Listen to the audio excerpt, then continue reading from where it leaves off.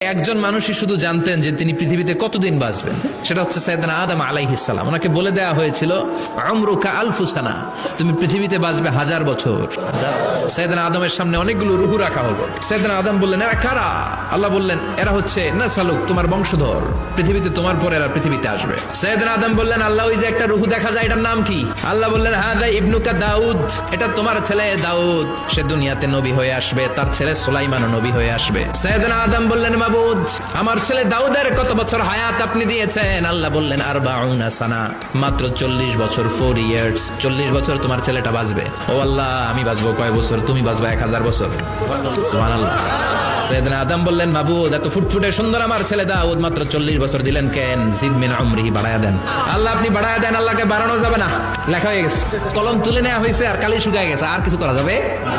সাইয়েদনা আদম বললেন, মাবুদ, আমার 1000 বছর কেন দিলেন? আমার এই সুন্দর